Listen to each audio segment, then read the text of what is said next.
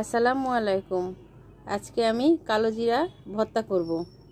এখানে আমি কালো জিরা নিয়েছি প্রায় 4 টেবিল চামচ। এগুলো ভেজে নেব। শুকনো তাওয়াতে দিয়ে দিলাম। বেশিক্ষণ ভাজতে হবে না, অল্প ভাজলেই হয়ে যাবে। এর সাথে আমি একটু বাদাম দিয়ে দিব, যাতে কালো জিরাটা তিতা না লাগে। বাদামটা দিলে এর স্বাদটাও ভালো লাগে, খেতেও ভালো লাগে, তিতাটাও লাগে না। অনেকে তিতার জন্য কালো জিরাটা খেতে পারে না।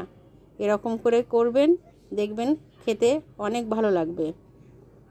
এখানে আমি সামান্য একটু তেল দিলাম এবং 4 থেকে 5 কোয়া রসুন দিয়ে দিলাম। আর এখানে আমি 3টে মতো পেঁয়াজ মোটা মোটা করে কেটে দিয়েছি। আর এখানে 7 থেকে 8টি কাঁচামরিচও দিয়েছি। সবগুলো একসঙ্গে ভেজে নেব। একটু ভালো করে ভেজে নিতে হবে, কারণ এটা আমি পাটায় বেটে ভর্তা করব। আমার এই রেসিপি যদি আপনাদের ভালো লেগে থাকে তবে লাইক, কমেন্ট, শেয়ার করবেন। আরও নতুন নতুন রেসিপি দেখার জন্য আমার চ্যানেলটিকে সাবস্ক্রাইব করবেন। যারা ফেসবুক পেজে আছেন ফলো করবেন, বেশি বেশি করে শেয়ার করবেন। যারা আমার সঙ্গে ইউটিউব চ্যানেল এবং ফেসবুক পেজে আছেন তাদেরকে অনেক অনেক ধন্যবাদ আমার সঙ্গে থাকার জন্য। মরিচগুলো আমি বেশি করে ভাজছি, কারণ এটা আমি সংরক্ষণ করে রেখে দেব। এই পদ্ধতি আপনাদেরকে অন্য এক সময় দেখিয়ে দেব। এরকম করে রাখলে অনেক দিন ধরে মরিচ ভাজাই থাকে, মুচমুচে থাকে এবং সুবিধা হয়। সেই জন্যই ভেজে রেখে দেয়া, বারবার ভাজার ঝামেলা থাকে না। এখান থেকে আমি 2টো মরিচ নেব এবং বাদবাকিগুলো সব রেখে দেব। এবার চলে যাব বাটাবাটি করতে। প্রথমে আমি পাটায় কালো জিরা নিয়ে নিলাম। কালো জিরা ভালো করে বাটতে হবে, কারণ আগেই পেঁয়াজ বাটলে কালো জিরাটা মিহি করে বাটা যাবে না। এরপর বাদাম দিয়ে দিলাম।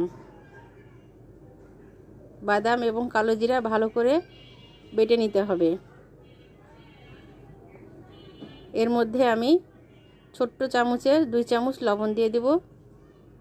দিয়ে পেঁয়াজ, রসুন, কাঁচামরিচ সব একসাথেই বেটে নেব।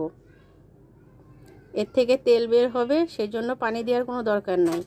কালো জিরাও তেল বের হবে, বাদামেও তেল বের হবে, সেই জন্য পানি দেওয়ার প্রয়োজন হবে না।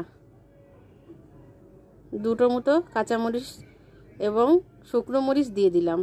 শুকনো মরিচ ভাজাটা দিয়ে ভালো করে মিহি করে বেটে নেব।